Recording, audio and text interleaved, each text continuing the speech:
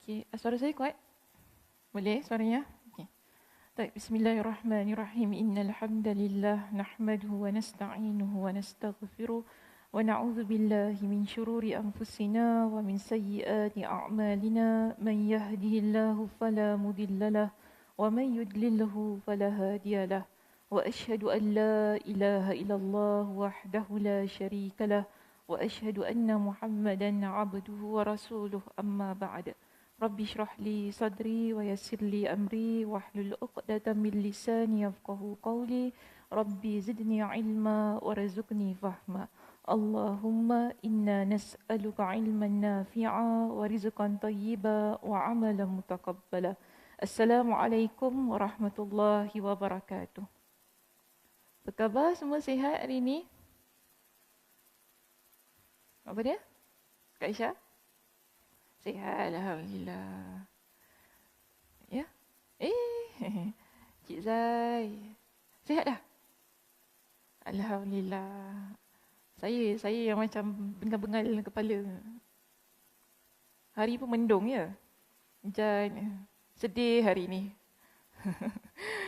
Okey, baik, alhamdulillah hari ini kita bertemu untuk menyambung perbincangan kitab kita. Berada di bab yang berapa? 17. Okey, bab kita yang ke-17, muka surat 91. Jadi pada pagi ini kita akan bincangkan hadis bernombor 152. Baik, kita baca terlebih dahulu hadis ini. Hadisnya bertajuk membawa anazah. Membawa anazah bermaksud tongkat kecil beserta air sewaktu istinja. Dalam bahasa Arabnya di sini ya, kita baca babu hamlil anazati ma'al ma'i fil istinja'i. Qala al-Imam al-Bukhari rahimahullah, haddathana Muhammad bin Bashar qala haddathana Muhammad bin Ja'far qala حدثنا شعبة عن عطاء بن أبي ميمونة سمع أنس بن مالك يقول كان رسول الله صلى الله عليه وسلم يدخل الخلاء فأحمل أنا وغلام إداوة من ماء وعنازة يستنجي بالماء تابعه النضر وشاذان عن شعبة العنزة عصا عليه زج. Baik, maksudnya Muhammad ibn Bashar meriwayatkan kepada kami, dia berkata, Muhammad ibn Ja'far meriwayatkan kepada kami, dia berkata, Syu'bah meriwayatkan kepada kami dari Ata bin Abi Maimunah, dia mendengar Anas ibn Malik berkata, Rasulullah sallallahu alaihi wasallam masuk ke tandas. Lalu aku dan seorang anak kecil membawakan segayung air dan anazah. Kemudian baginda beristinja dengan air. Hadis ini juga diriwayatkan secara mutaba'ah oleh An-Nadhr dan Syadzan dari Syu'bah. Anazah di sini dalam hadis ini adalah tongkat yang hujungnya terdapat besi runcing. Macam mana tu? Tongkat hujung ada besi runcing. Macam mana? Tombak. Boleh lukis? Kak Zah boleh tulis? Draw dekat depan. Apa dia? Pergi hiking. Oh, Kak Zah, mentang-mentang lah musim-musim COVID ni ya. Masuk keluar masuk hutan je. Dah pandai hiking dekat Singapura. Dulu hiking dia luar negara. Sekarang hiking dalam Singapura. Okey, dia macam tombak. Okey, memang tombak lah pun. Tombak. Tapi nanti kita bincangkan dia lebih kecil daripada tombak. Dia panggil sebagai anazah. Okey. Baik, seterusnya kita lihat di sini syarah judul bab. Syarah judul bab kita ada perkataan babu hamlil anazati. ma'al ma'i fil istinja. Bab membawa anazah iaitu tongkat kecil beserta air sewaktu istinja. Jadi kita bincangkan perkataan al-anazah di sini. Perkataan al-anazah pada huruf nun kita baca dengan fathah. Fathah maksudnya baca baris atas. Okay? Baca baris atas artinya tongkat runcing yang panjangnya lebih pendek daripada tombak. Jadi al-anazah ni nun dia mesti hidup. Kalau mati dia jadi maksud kambing. Sebab tu penting bahasa Arab ni difahami barisnya dengan betul. Kalau salah baca baris, nanti salah maksudnya. Jadi sebab tu tadi diterangkan nun dibaca baris atas. Jadi jangan dibaca dengan baris mati. Al-anazah. Baik, ada juga yang mengatakan bahawa anazah adalah tombak pendek yang runcing. Samalah maksudnya. Di dalam redaksi Karimah disebutkan di akhir hadis bab ini, anazah adalah tongkat yang hujungnya terdapat zujjun. Tadi kan kita baca hadis ni, dia kata apa di akhir sekali yang dalam bahasa Arab tu, al-anazatu asan alaihi zujjun. Maksudnya kan di situ zujjun ni dibaca dengan mendammahkan, iaitu kita baca dengan baris depan huruf zai dan mentasydidkan huruf jim. Okey, tasydid maksudnya huruf jim tu ada sabdu. Okey, ada sabdu, zujjun. Maksud zujjun di sini adalah besi runcing. Di dalam kitab At-Tabaqat, karya Ibn Sa'ad disebutkan bahawa Raja An-Najashi yang dahulu menghadiahkan anazah tersebut kepada Nabi SAW. Riwayat ini menguatkan makna tongkat kerana anazah adalah salah satu peralatan yang digunakan di negeri Habasyah. Keterangan ini sebagaimana yang akan dijelaskan lebih lanjut pada kitab Al-Aidain insya-Allah. Jadi nanti pada perkataan anazah ni akan dijelaskannya lebih lanjut, bukan di sini tapi dalam kitab Al-Aidain iaitu kitab Hari Raya. Nanti dibincangkan tentang bagaimana ada keterkaitannya dengan Raja An-Najashi dalam perbincangan tersebut. Tapi di sini ada dalam riwayat At-Tabaqat menceritakan yang Raja An-Najashi ada menghadiahkan tongkat ataupun tombak kecil ini kepada Nabi SAW. Cuma adakah tongkat kecil ini yang dimaksudkan ialah dengan apa yang dihadiahkan oleh Raja Najashi itu, wallahu a'lam. Okay, nanti akan dibincangkanlah dengan lebih lanjut pada kitab yang lain. Baik, terus kita pergi kepada syarah hadis di sini. Iaitu kita ada perkataan Sami'a Anas bin Malikin. Dia mendengar Anas ibn Malik. Siapa yang dengar di sini?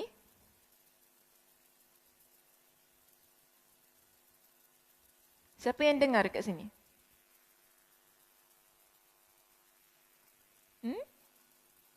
Atha, okay? Atha yang mendengar. Okay?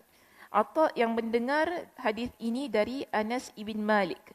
Jadi dia kata redaksi idealnya ataupun redaksi yang sepatutnya lah kalau kita ikut kebiasaannya dalam bahasa Arab ni akan letak annahu sami'a. Okey, annahu sami'a, bahawasanya dia mendengar. Pada hadis ini lafaz annahu yang bahawasanya tu tidak disebutkan kerana secara uruf kebiasaannya memang demikian. Jadi itu je cuma cerita tentang perkataan annahu tidak disertakan dalam sanad ini. Baik, terus pergi kepada perkataan yang kedua. Yadkhulul khala'a, maksudnya di sini masuk ke tandas. Namun, bila kita lihat pada konteks hadis ini, maksud al-khala' lebih cenderung kepada maksud lapangan terbuka, iaitu tempat tanah lapang. Kita tak kata dalam tandas lah, okay? Dalam toilet bukan gitu. Tapi sekarang ni Nabi SAW buang hajat di tempat tanah lapang. Baik, kemudian kenapa kita kata sedemikian? Dijelaskan di sini, hal itu dijelaskan oleh riwayat yang lain. Kerana ada riwayat yang lain menjelaskan bahawa Nabi bukan berada dalam tandas. Tapi dalam riwayat lain menjelaskan Nabi berada di tempat tanah lapang. Okay, maksudnya tempat yang terbuka, lapangan terbuka. Kerana penggunaan dalam sebuah riwayat yang lain menyebutkan begini. Kana idza kharaja li hajatihi. Apabila baginda keluar untuk buang hajat. Makna itu juga difahami dari penyebutan anazah. Okay, jadi makna yang Nabi keluar ke tempat lapangan ini kita faham dengan adanya anazah tu tadi yang dibawa oleh Anas kan. Kerana apa dia sebut begini? Yang dibarengi, maksudnya yang disertai ataupun yang bersama dengannya dengan penyebutan air tadi. Sebab baginda pernah mengerjakan solat dengan menjadikan tongkat seperti itu sebagai sutrah, iaitu pembatas, kerana tidak ada benda lain yang dapat dijadikan sutrah. Sutrah ni apa?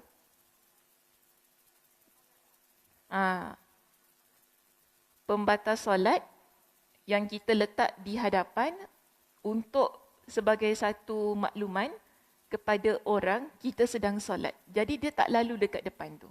Jadi ini sunnah. Okey, sunnah. Meletakkan sutra di hadapan ketika kita solat. Jadi orang tahu, oh, dia tengah solat. Kalau orang yang tahulah ya. So, ada orang kita rasa jalan juga depan tu. Jadi supaya orang tak lalu depan situ, orang kan lalu di tempat lain. Baik. Jadi Nabi SAW pernah letakkan anazah. Letak tombak ni dekat depan baginda sebagai pembatas. Jadi pembatas ni dia tak semestinya besar. Okey, dia apa-apa pun. Kita letak water bottle kita pun boleh. Yang penting ada. Ya, sebagai tanda saja yang kita sedang solat di situ. Baik. Dengan demikian juga, pelayanan yang diberikan kepada Rasulullah terkait dengan tandas ni sebenarnya ditujukan kepada isteri-isteri beliau. Siapa boleh faham ayat ni? Kak Sam faham? Apa ini maksudkan di situ?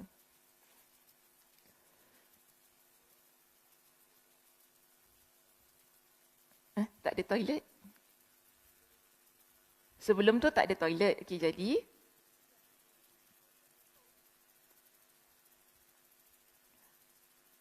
jadi maksud Kak Som bila Nabi keluar tu sebab tak ada tandas lah di rumah, that's why bawa anazah tu tadi dengan air lah.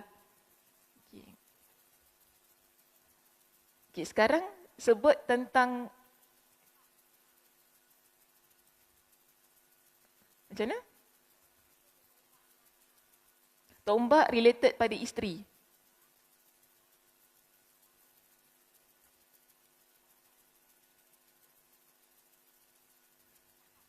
Untuk keselamatan isteri-isteri Nabi gunakan.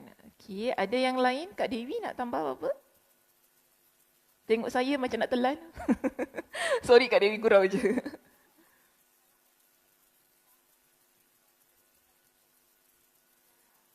Oh, tandas dibuat lebih untuk isteri-isteri Nabi. Habis Nabi kalau nak buang air, Nabi kena keluar sebab tandas untuk isteri Nabi. Mungkin. Oh, mungkin. Tak, mungkin. Semua mungkin ya. Okey, Cik Zain nak cakap apa?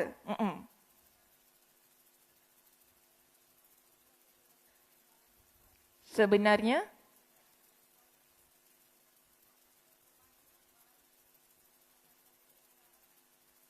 bermakna tandas tu untuk keselamatan isteri Nabi.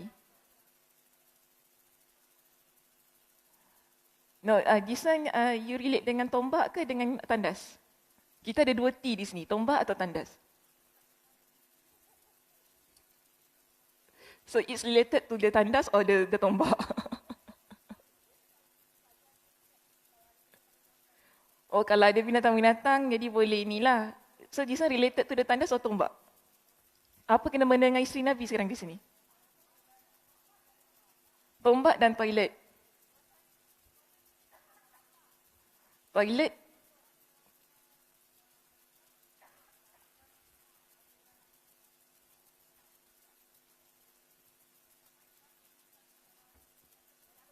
Salah satu senjata. Okey. Kak Aisyah ada apa nak cakap Kak Aisyah? Oh, Cik Asia. Saya tanya Cik Asia angkat tangan. Cik Asia jauh sikit ni. Nak kena bangun. Macam mana Cik Asia?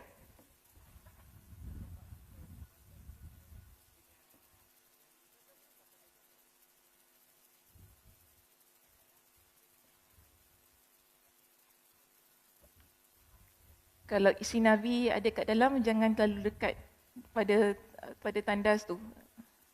Ya, lagi satu, okey.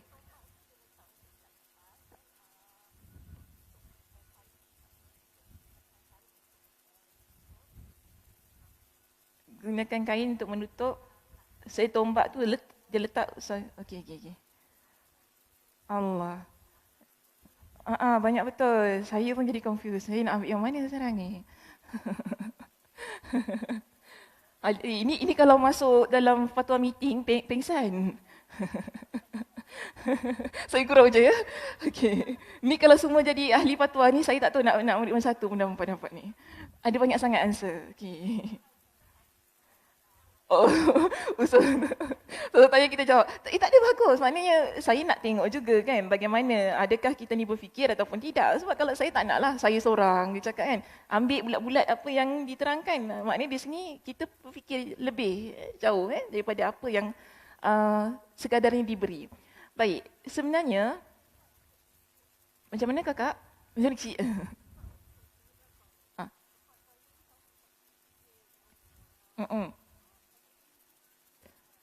So that's why guna tu untuk keselamatan. Tapi sebenarnya semua tu kan dia jauh sangat perginya daripada apa yang dia faham kat sini. Jauh sangat, jauh sangat. Terlampau jauh. Bukan gitu. Itu bukan saya nak. Tak apa. Saya bagi luahkan perasaan. Sebab saya tanya tadi kan, kita tak apa, saya okey je. Cuma kita betulkan. Kalau salah kita betulkan, tak masalah. So jangan risau kalau apa yang disebutkan salah ke, tak menepati ke, itu bukan isunya. Yang penting belajar, kita belajar. Sekarang tengah belajar ni, so apa-apa yang salah kita betulkan. Bagi saya biar salah dalam kelas, jangan salah dekat luar. Sebab nanti kalau salah dekat luar bukan main lagi dicara, oh hadis ni gini-gini padahal salah, ya Allah. Dia syok sendiri kan, dia syok sendiri, faham? Orang nak, oh ya, macam tu kan. Kita balik kuliah mengajar. Tak, bukan gitu maksudnya. Okey, baik, kita lihat gini sekarang ini, kita bincang tentang perkataan yadkhulul khala. Nabi masuk ke tandas. Yang kita faham dengan maksud Nabi masuk tandas ni, Nabi pergi ke tempat tanah lapang. Sekarang dia nak kaitkan, dia nak fahamkan kepada kita, kenapa kita terjemahkan perkataan khala ini dengan tanah lapang bukan toilet? Okey, dia nak kuatkan statement sini ataupun dia nak kuatkan syarah dia. Satu tadi dijelaskan dekat sini.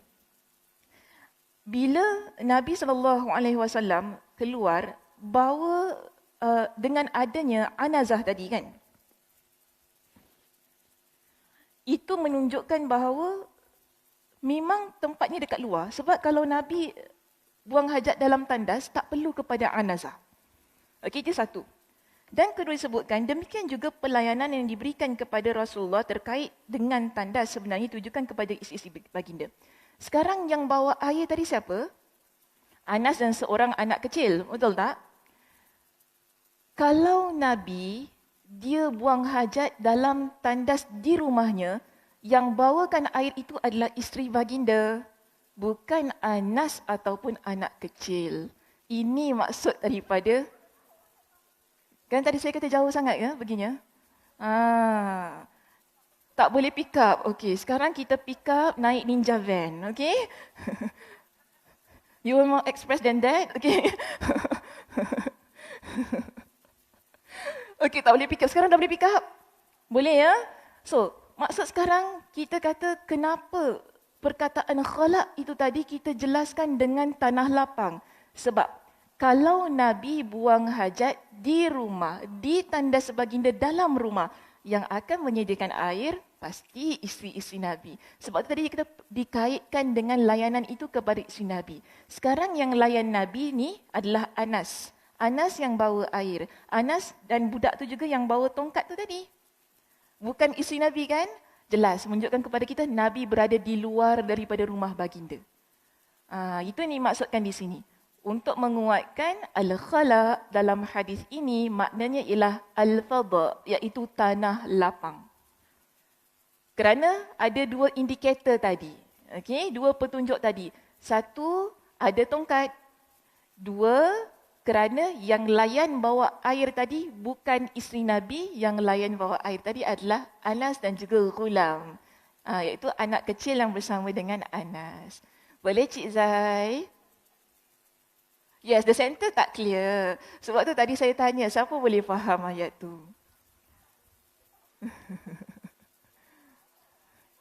Jauh ya pergi ya. Woodlands pergi Pasir Ris tadi ya? InsyaAllah. Pergi checkpoint. Tak boleh sekarang, tak boleh pergi checkpoint. Belum boleh lagi ya. So kita nampak ya, jelas di sini ya, sebab kita bincang tentang perkataan khalaq tadi. Tapi betul lah sebenarnya untuk tombak tu sebenarnya untuk menjaga keselamatan, untuk gantung kain. Tadi kan macam-macam tadi ya cerita tentang tombak. Sebab tu tadi saya tanya, dia sekarang ni, tadi semua cakap ni pasal related pada tombak ataupun tandas? Padahal saya tanya tentang isteri Nabi tadi. Jauh sangat perginya. Okey? So saya harap faham ya, ayat yang terakhir tu tadi maksudnya sedemikian. Jadi yang kita nak kata pada perenggan yang pada ayat 2 terakhir itu ialah pada line 2 terakhir, baris 2 terakhir, ia berkaitan dengan isteri Nabi kalau Nabi buang hajat di rumah. Okay, jadi Anas tak perlu sibuk-sibuk nak bawakan air untuk Nabi. Sebab isteri-isteri Nabi ada untuk bantu. Okay, bawakan air tersebut. Lagipun tak perlu kepada anazah itu tadi, tongkat itu tadi. Jika Nabi SAW berada di rumah untuk buang hajat. Baik, kita pergi ya kepada muka surat yang berikutnya iaitu 93. Sebahagian orang memahami dari judul bab yang dicantumkan oleh Al-Bukhari bahawa anazah berfungsi sebagai penutup. Jadi di sini dia sebutkanlah apa fungsi anazah tu. Okey? Tadi kan kenapa mesti ada anazah? Tadi saya dah kata dah, satu sebab berada di luar rumah. Okey?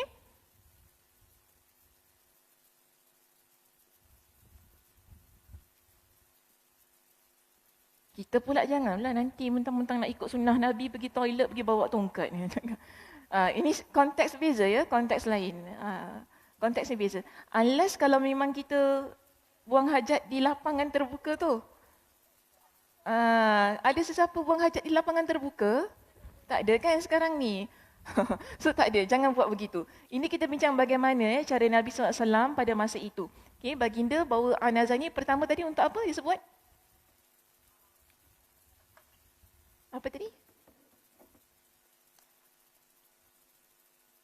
Penutup.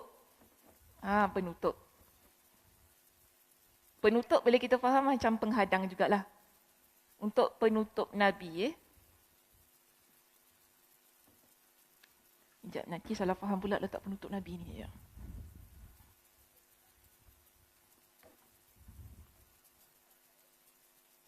Alamak, kenapa tak hilang ni?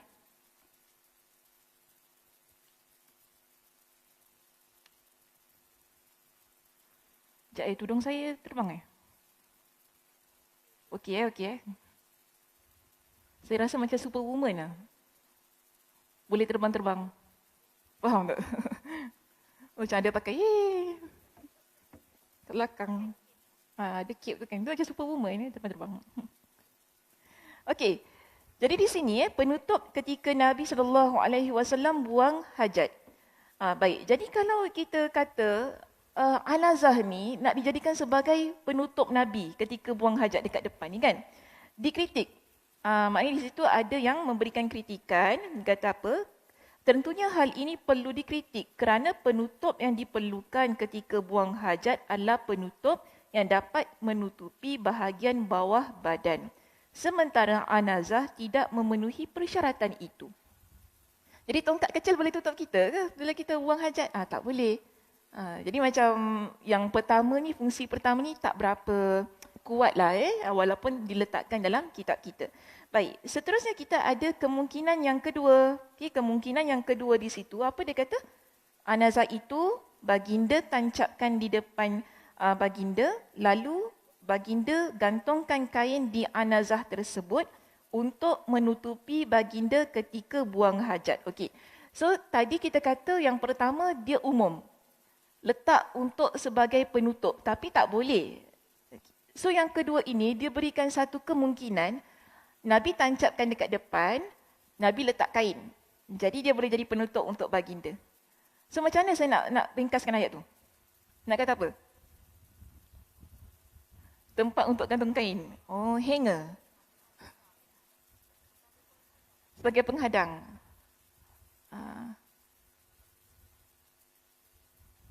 Ikutlah apa-apa bahasa nak tulis.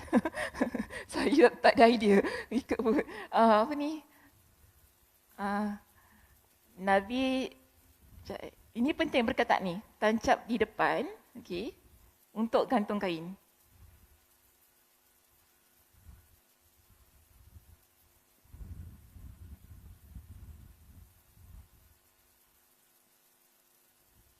Fungsinya sebagai penutup juga. Okey? Sebagai penutup baginda sallallahu alaihi wasallam ketika buang hajat. Baik, kita ada yang ketiga di sini. Yang ketiga, apa kata dia? Atau mungkin juga baginda tancapkan di sebelah, tadi kat depan. Okey, sebab tu tadi saya kena tulis juga perkataan tu sebab nanti tak dapat bezakan ya. Sekarang dekat sebelah. Di sebelah baginda sebagai isyarat agar orang tidak melantas di dekat baginda. Maknanya nak bagi tanda ada orang buang hajat dekat sini, jangan lalu. Itu maksud dia.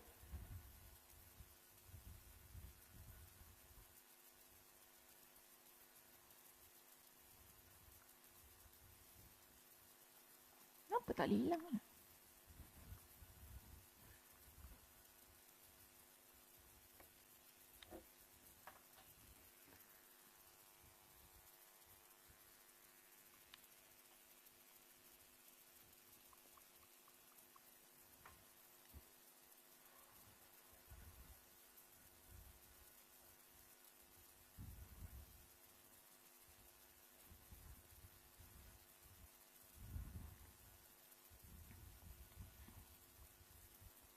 Okey, tancap di sebelah sebagai tanda bahawa di situ ada orang yang sedang buang hajat.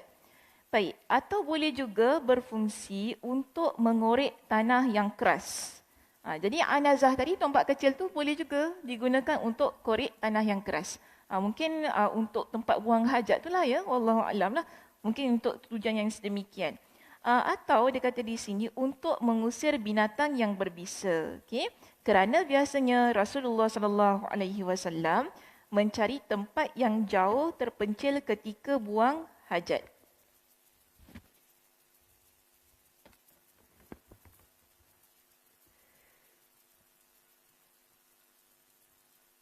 Boleh nak cakap macam mana tu kat situ? Nombor 4 kan?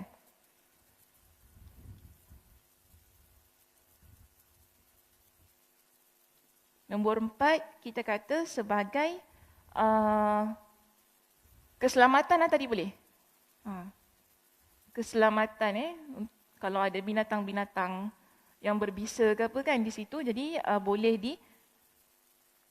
dihalau lah dengan tombak tadi. Baik, kemungkinan mana tadi? Atau kemungkinan lain iaitu setelah beristinja baginda akan berwuduk dan setelahnya baginda akan mengerjakan solat. Apa maksud yang kelima ni?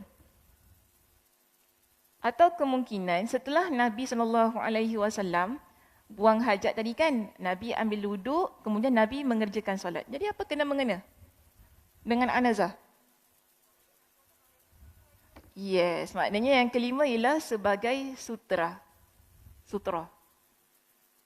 Okay, yang kelima, Nabi jadikan ia sebagai sutra. Maknanya lepas Nabi buang hajat, kemudian Nabi ambil wuduk, setelah istinja ambil wuduk, kemudian Nabi nak solat, ditancapkan untuk jadikan ia sebagai sutra. Di hadapan, iaitu pembatasnya di hadapan Nabi SAW.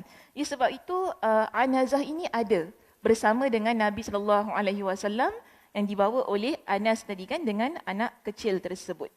Dan disebutkan begini ya, kemungkinan terakhir inilah yang lebih kuat. Jadi mereka kata bila dah bincang-bincang, yang nombor 5 tu kemungkinan lebih kuat daripada nombor 1 hingga nombor 4.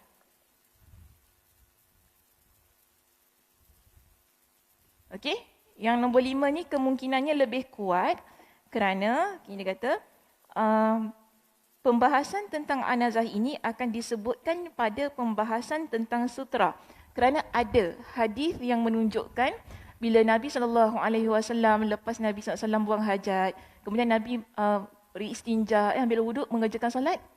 Tentang anazah ni ada diceritakan dalam hadis yang lain yang mana nanti dikata akan disebutkan pembahasannya tentang sutra ketika solat, iaitu pada kitab as-salah. Maknanya nanti akan dibincangkan dalam kitab yang lain. Baik. Jadi di sini kita ada lima fungsi kenapa anazah itu tadi dibawa oleh Anas dengan air kan, dengan bersamalah dengan budak kecil tu. So 1, 2, 3, 4, 5 ada 5. Yang kelima ini dikatakan lebih kuat kerana ada dalilnya. Namun ini masih lagi diletakkan sebagai kemungkinan oleh Imam Ibn Hajar Al-Asqalani. Seterusnya kita lihat di bawah ini, kita masuk kepada perbincangan yang berikutnya. Dah selesai tentang fungsi anazah itu. Pada perenggan yang berikutnya, Al-Bukhari menjadikan hadis ini sebagai dalil bahawa bekas air kencing pada kemaluan harus dicuci, sebagaimana yang akan dijelaskan nanti. Apa kena-mengena tentang ni?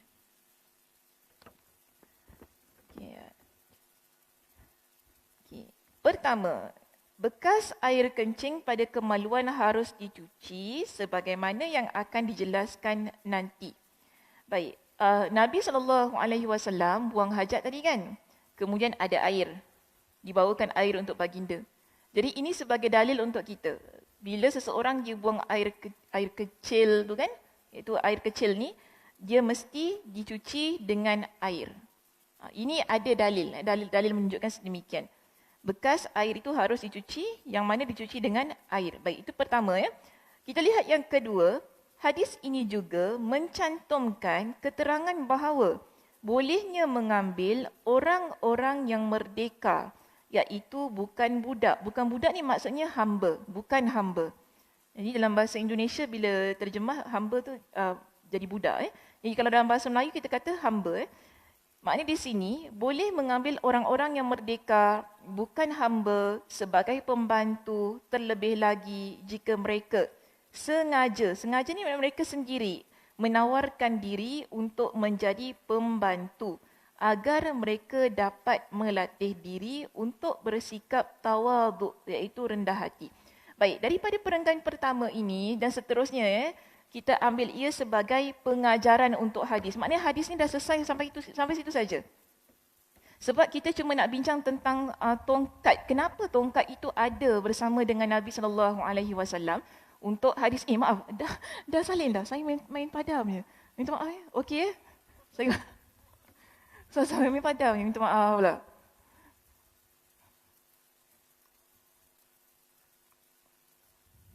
Tak boleh hilang.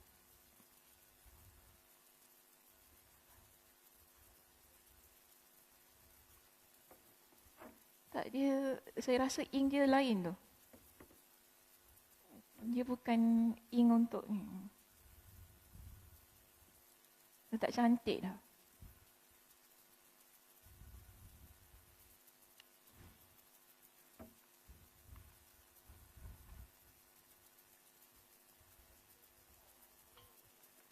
Oh, duster dah haus ya? Boleh pula. Siapa boleh bagi air dekat duster ni? Jadi dia tak haus.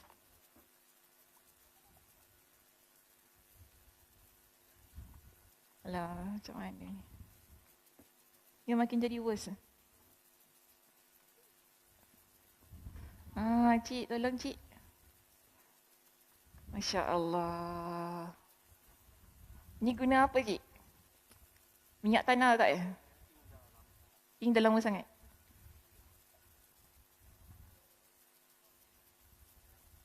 Tak, ink dia. Sebab kalau pakai saya punya okey.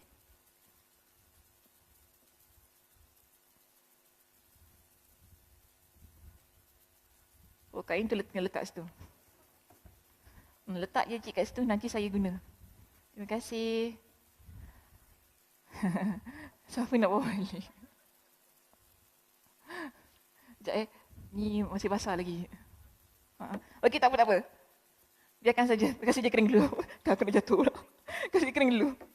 Baik, kita lihat ya di sini, maknanya tadi, Al-Bukhari menjadikan hadis ini sebagai dalil bahawa bekas air kencing pada kemaluan harus dicuci. Jadi ini pengajaran hadis yang pertama. Yang pertama, kita bincangkan tadi ialah kalau orang dia buang air kecil, terbaik ialah diguna air untuk dibasuh. Sebagaimana yang akan nantilah dijelaskan. Okay, tak apa. Yang penting itu pengajaran hadis kita yang pertama. Baik, yang kedua, hadis ini juga mencantumkan keterangan bahawa bolehnya mengambil orang-orang yang merdeka, iaitu bukan hamba, sebagai pembantu, terlebih lagi jika mereka sengaja menawarkan diri, iaitu mereka sendiri yang menawarkan diri mereka untuk menjadi pembantu, agar mereka dapat melatih diri untuk bersikap tawaduk, rendah hati. Siapa yang jadi pembantu Nabi di sini? Anas. Jadi Anas ni bukan di kalangan hamba ya. Maknanya kalau kita kata merdeka ni, dia bukan kita beli dekat pasar-pasar. Kan? So nak fahamlah. Sebab ada pada konteks masa itu, ada manusia, perdagangan manusia lah pada masa itu kan. Yang dijual di pasar dan sebagainya, dijadikan sebagai hamba. So Anas ni adalah anak yang merdeka. Jadi bila kita nampak ataupun bila kita baca hadis ini, kenapa Anas dia jadi pelayan ataupun dia jadi pembantu kepada Nabi sallallahu alaihi wasallam tadi? Angkat air, bawakan tongkat Nabi sallallahu alaihi wasallam, sedangkan dia adalah seorang yang merdeka. Dia bukan seorang hamba.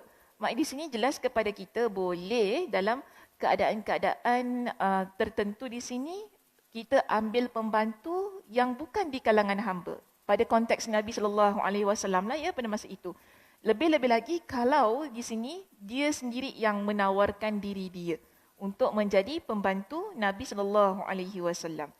Yang paling penting di sinilah dia kata untuk melatih diri supaya bersikap tawaduk, rendah hati, tidak sombong ya, kerana kita membantu orang yang memiliki kita panggil keutamaan lah ya di sini.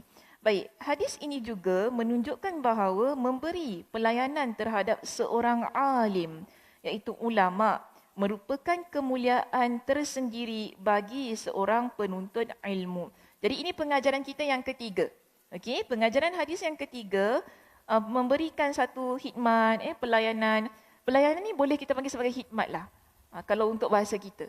Beri khidmat kita kepada seorang alim, seorang guru, merupakan kemuliaan tersendiri bagi seorang penuntut ilmu.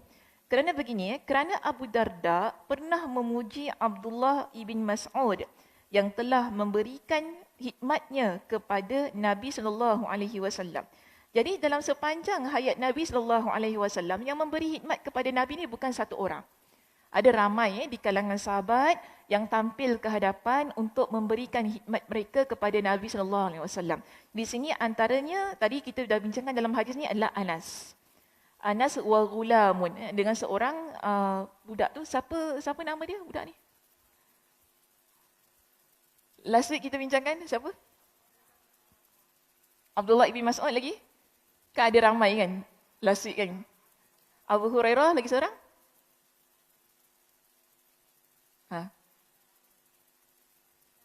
Jabir. Dan maknanya bukti kepada kita ada ramai di kalangan sahabat yang mana mereka ni menawarkan diri untuk berkhidmat kepada Nabi sallallahu alaihi wasallam. Jadi di sini dia kata Abu Darda sendiri pernah memuji Abdullah ibn Mas'ud yang telah memberikan pelayanannya kepada Nabi sallallahu alaihi wasallam.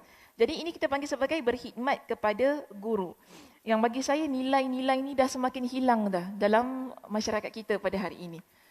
Nilai hormat guru tu sebenarnya khidmat ni ialah satu penghormatan yang diberikan kepada murid terhadap gurunya.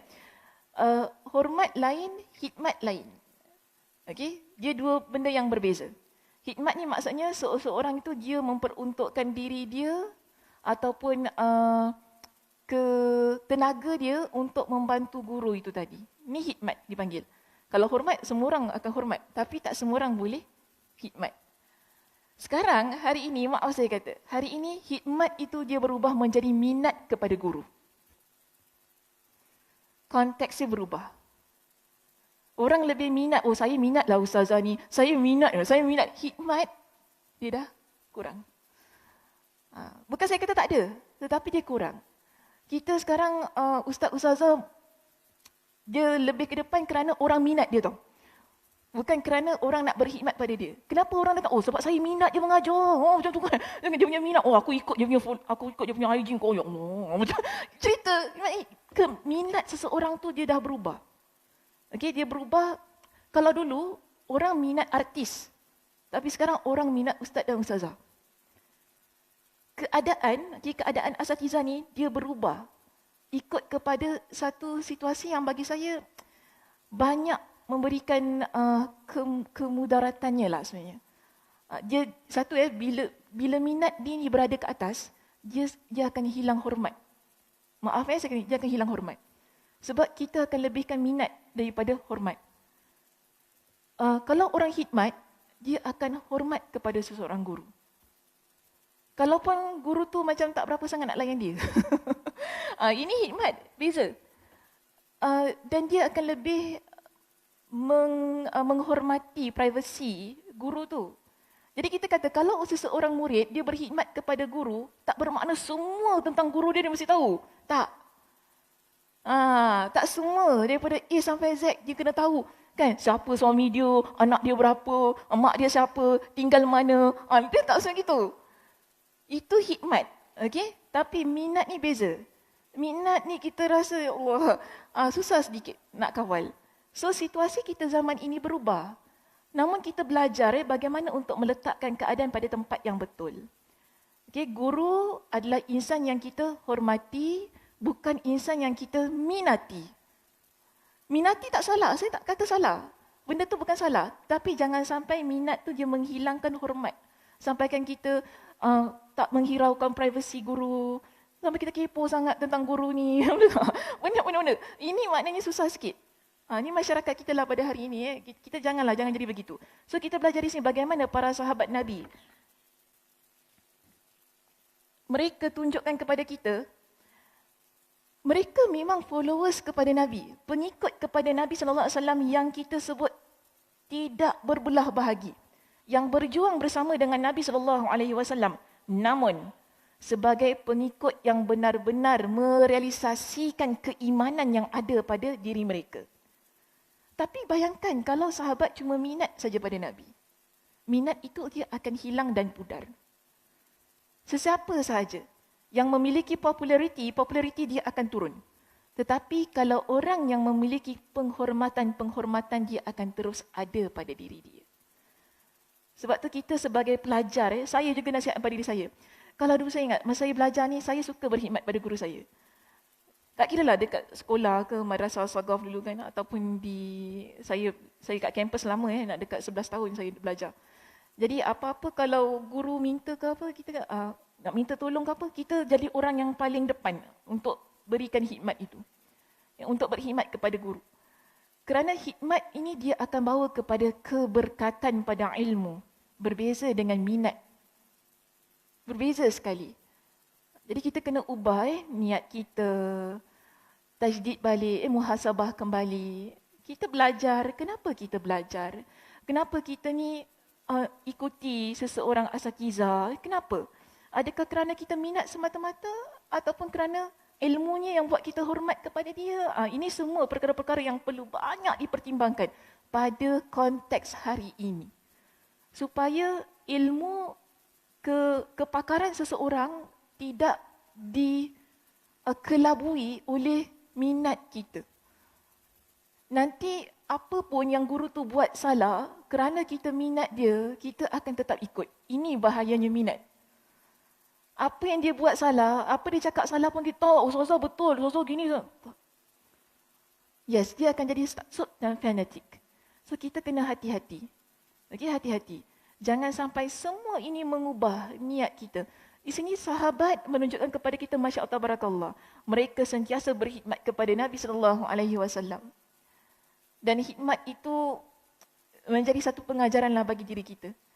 Agar kita ni ingin sentiasa menjadi orang yang terkehadapan untuk memberikan khidmat kepada guru. Yang bagi saya nilai itu memang dah hilanglah.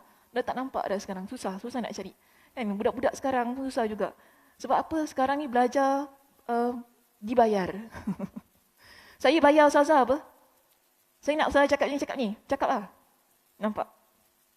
Saya ada teman, dia mengajar kan. Budak ni dia tak bawa buku. Jadi, ni bukan berlaku dekat sini di tempat lain.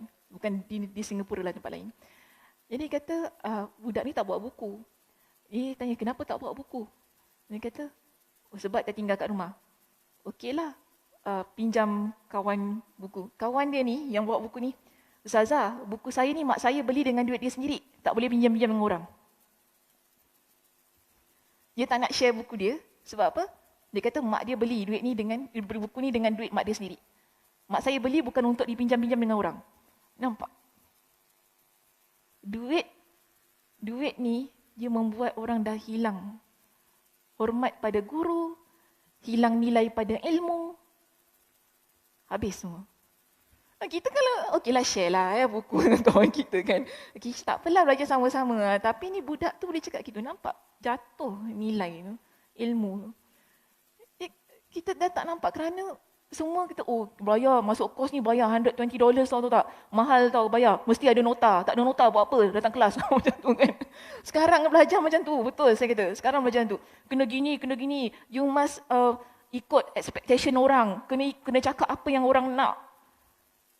Dia dah nilai ilmu tu dah tak ada sekarang ni. Sayang sangat. Padahal kita memiliki ramai asatizah yang berkaliber, ramai asatizah yang boleh berbuat, ramai asatizah yang boleh menyampaikan ilmu dengan, bagi saya, dengan tuntas, dengan begitu mantap. Tapi kerana kita terpaksa ikut apa kehendak orang, dia dah hilang dah nilai ilmu.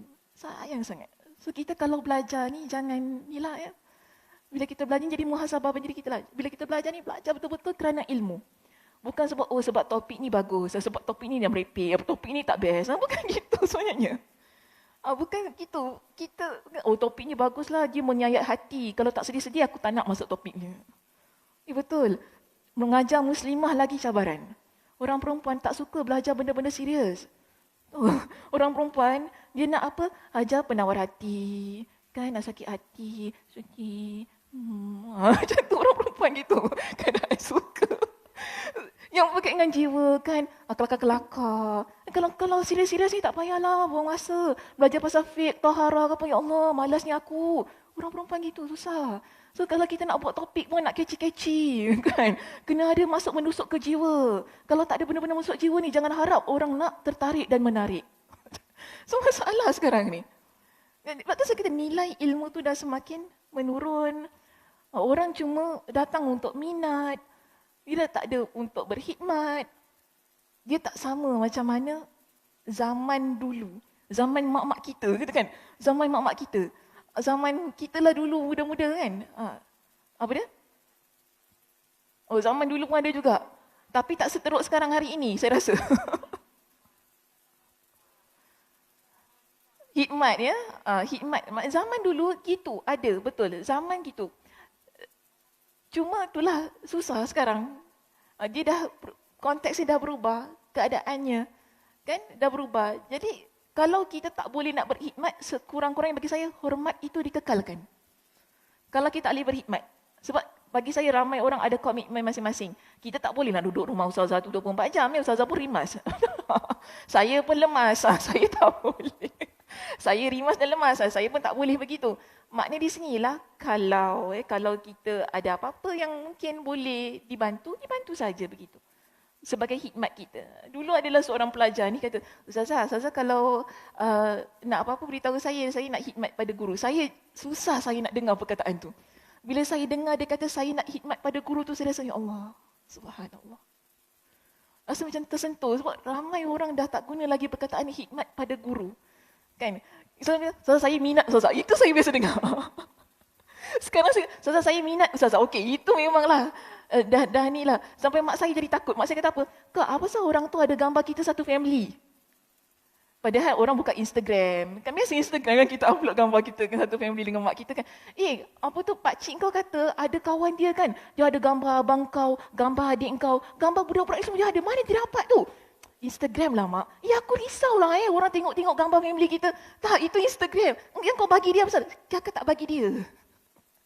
Jadi macam, yelah benda tu dia terbuka kan. So mak kita dia tak apa nak faham, dia risau. Sampai dia kata, kenapa orang sampai macam tu sekali? Kenapa orang sampai macam tu sekali? Macam contoh saya kata, bila kita birthday kan contoh, atau hari guru kan nanti hadiah datang banyak kan. Mak saya dah takut dah. Ni apa hal ni? Orang ketuk-ketuk pintu, tak berhenti-berhenti dia. Lepas dari tadi ni, orang bagi macam-macam ni. Ya Allah, tak sudah-sudah. Engkau birthday sebulan Kau birthday sebulan ni, tak apalah. Tapi sekarang dah faham lah. Dulu mula-mula, mak saya rasa risau. Rasa takut. Tapi kita dah begitu konteksnya, keadaannya begitu. Takkan kita kata, jangan bagi lah. Tak cakap gitu kan. Jangan bagi, saya tak suka. Takkan cakap gitu. Kan? Takkan kita nak orang bagi kita tak suka. Alhamdulillah, itu rezeki orang. Orang nak beri pada kita, Alhamdulillah. Terima sahaja. Begitu keadaannya. Kita jangan kata orang gini, dah sudah. Terus saya cakap mak saya, dah sudah orang bagi, Alhamdulillah rezeki. Ambil saja. Alhamdulillah begitu. Jadi dia pun dah terbiasa dengan keadaan sedemikian. So sekarang ini, bila hikmat tu dah tak ada, jangan sampai hormat hilang. Kekalkan hormat pada guru, insya-Allah. Ya, ilmu itu juga akan jadi berkat kepada diri seseorang. Baik, terus ya, kita pergi kepada poin kita yang keempat di sini. Pengajaran kita yang keempat. Tadi yang pertama, bekas air kencing pada kemaluan harus dicuci, takut hilang dia punya track tu. Yang kedua ialah boleh mengambil pembantu di kalangan yang merdeka. Ketiga, berkhidmat kepada seorang alim merupakan satu kemuliaan yang tersendiri. Dan sekarang masuk yang keempat, dalil yang membantah pendapat Ibn Habib yang melarang seseorang beristinja dengan air. Kerana menurutnya air adalah benda yang diminum dan air yang berasal dari kota Madinah rasanya tawar. Jadi ini kita dah bincangkan pada minggu lepas. Okay, ada pada di muka surat 85 boleh refer semula. Kita bincangkan kan ada pendapat-pendapat yang mengatakan tak boleh istinja guna air. Jadi di sini bila kita dapati Anas radhiyallahu an bersama dengan seorang ghulam tu tadi kan dia bawa air untuk Nabi sallallahu alaihi wasallam, jelas kepada kita dalil ini ia menjadi dalil yang boleh menolak pendapat Ibn Habib yang telah kita bincangkan pada minggu lepas. Seterusnya kita ada poin kita yang kelima di situ. Poin kita yang kelima, sebahagian ulama menjadikan hadis ini sebagai dalil tu anjuran berwuduk dengan air yang berada di dalam bejana, bukan air yang berasal dari sungai atau kolam. Hanya saja kesimpulan seperti ini kurang tepat. Jadi yang poin kelima ni pengajarannya dilihat sebagai pengajaran yang kurang tepat lah.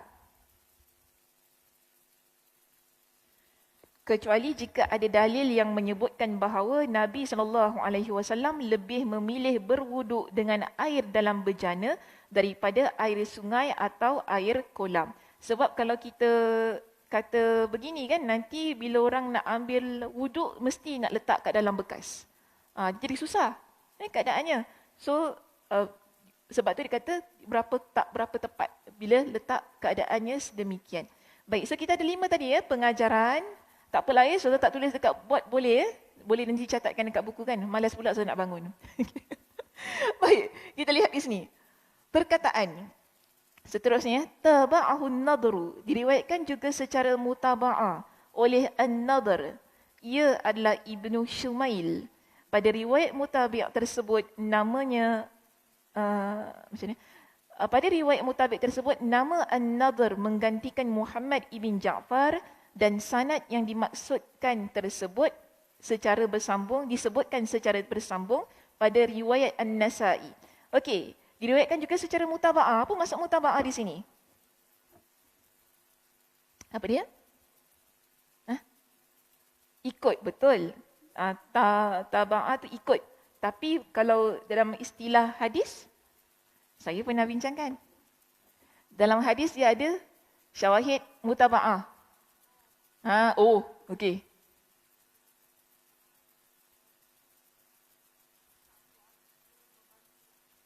Hadis tak kuat dia membantu. Sekarang hadis ni sahih ke tak sahih?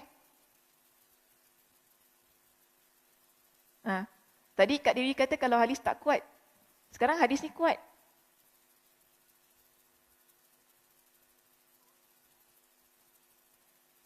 Apa nak cakap? Macam mana?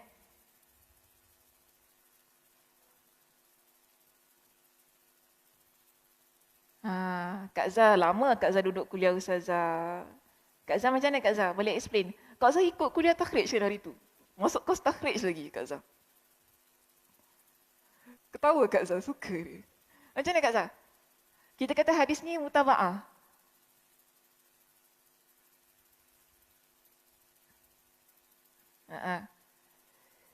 Tadi dah betul lah tadi Kak Dewi kata. Ada riwayat lain yang menguatkan. Okey, riwayat lain yang menguatkan. Ini kita panggil sebagai mutaba'ah. Okey, riwayat lain yang menguatkan. Tapi dia tak semestinya untuk hadis yang daif. Okey, mana-mana hadis, bila dia ada riwayat lain yang menguatkan, kita panggil ia sebagai mutaba'ah. Tetapi, ia adalah dilihat pada siapa yang meriwayatkan. Adakah di kalangan sahabatnya sama ataupun tidak? Kalau di kalangan sahabat sama, kita panggil ia sebagai mutaba'ah. Kalau di kalangan sahabatnya berbeza, kita panggil ia sebagai syawahid.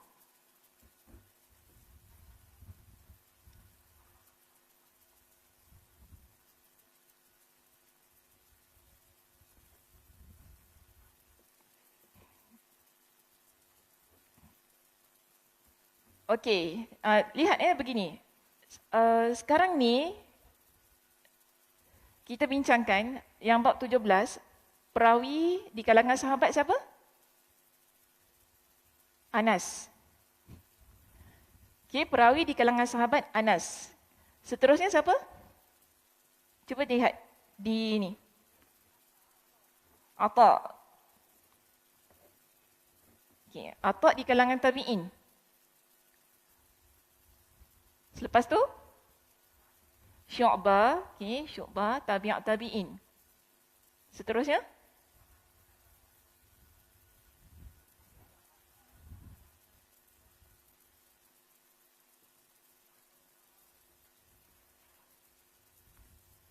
terus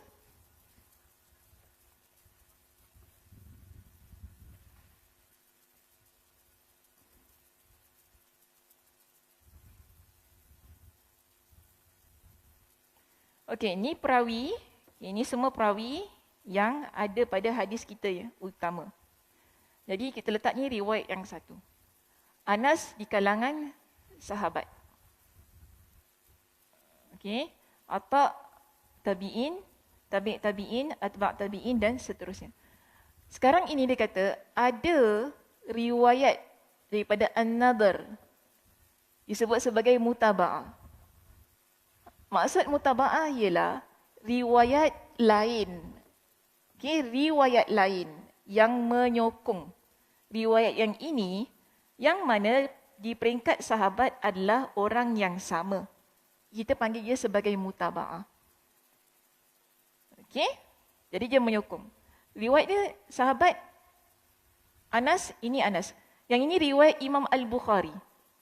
Hadis yang kedua ini disebut tadi yang last ni riwayat siapa? Tadi dia sebut kat situ?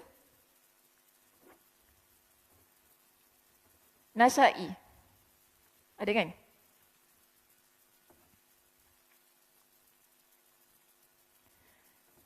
Pada riwayat mutabik tersebut, nama An-Nadhr menggantikan Muhammad ibn Ja'far dan sanad yang dimaksudkan disebutkan secara bersambung pada riwayat An-Nasa'i.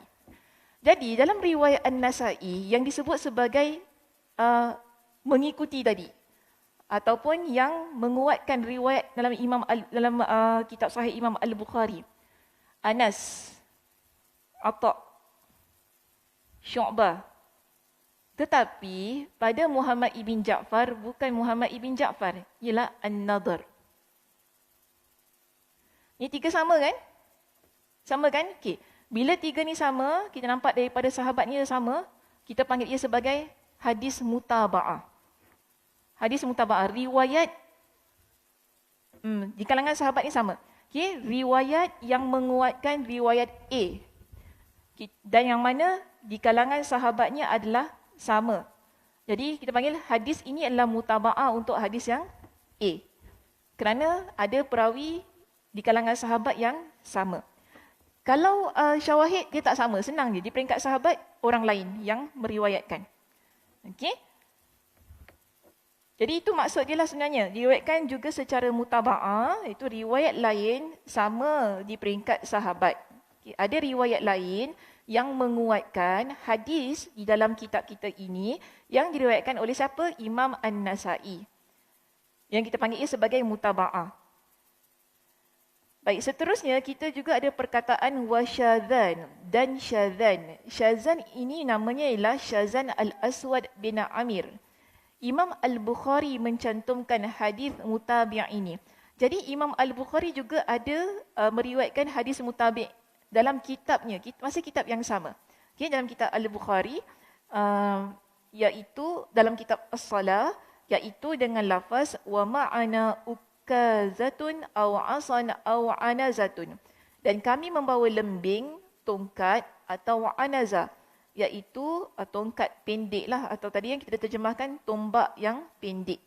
Nampaknya kata au atau yang tercantum dalam hadis ini adalah keraguan yang berasal dari perawi agar sesuai dengan riwayat-riwayat yang menyebutkan kata anaza. Wallahu a'lam. Dan semua perawi yang disebutkan dalam 3 bab yang terakhir berasal dari Basrah. Okey? Boleh faham?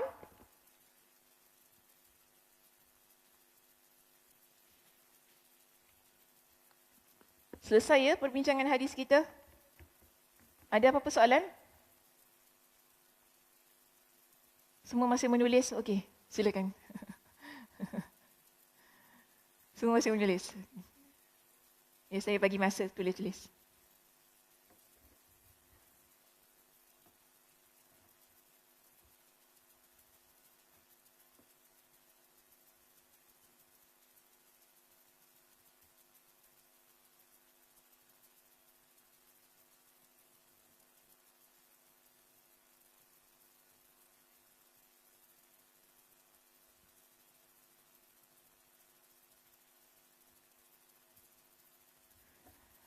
Okey, macam mana?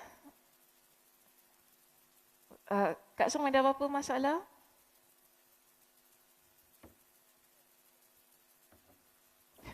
Saya tak dengar. Oh, mutaba'ah. Hadis yang mana diriwayatkan oleh sahabat yang sama. Okay. Hadis diriwayatkan oleh sahabat yang sama.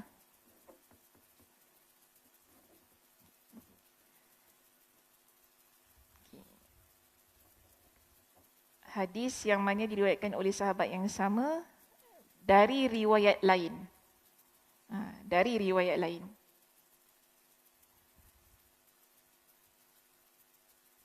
Itu definisi yang paling mudah lah ya, nak bagi faham. Ada banyak, definisinya ada banyak. Kalau kita buka dalam kitab ulum hadis, ada banyak yang macam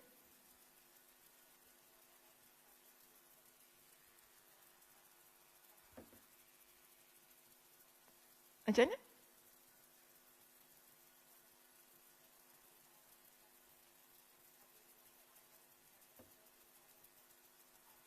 Yes, maknanya pada hadis tu, contoh hadis kita di bab yang ke-17 ini. Ada riwayat lain selain daripada bab yang 17 ini dalam kitab Imam An-Nasai.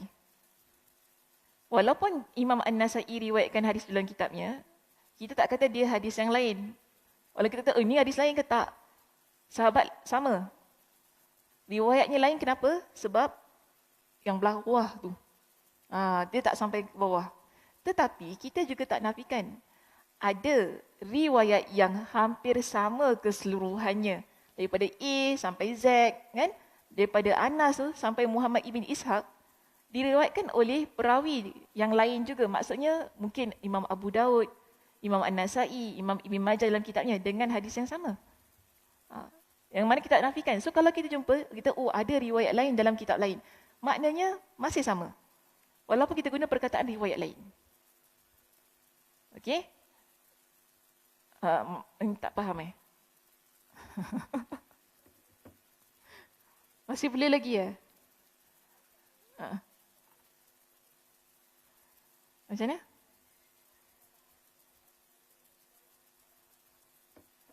Sahabatnya sama.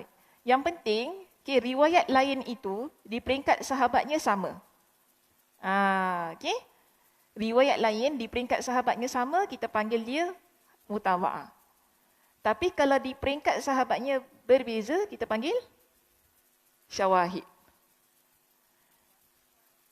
Syawahid. Syawahid. Kalau perawi di peringkat sahabat lain, tak sama. Contoh, sekarang Anas kan, mungkin kita jumpa hadis lain, riwayat Abu Hurairah. Ingat tak hadis Abu Hurairah bawakan air untuk Nabi?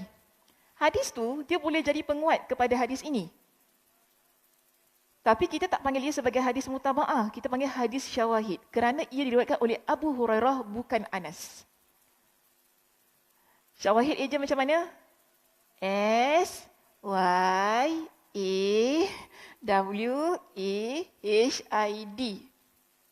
Macam tu je. Syawahid. D. Okey? Dal.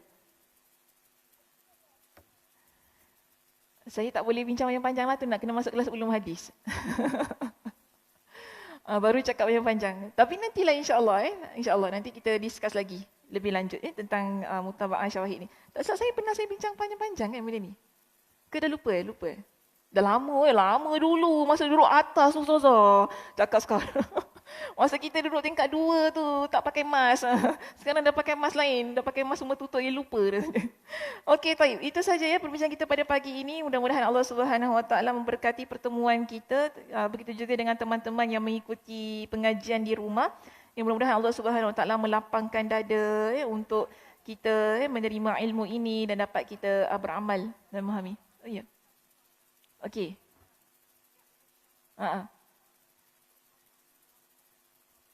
Okey.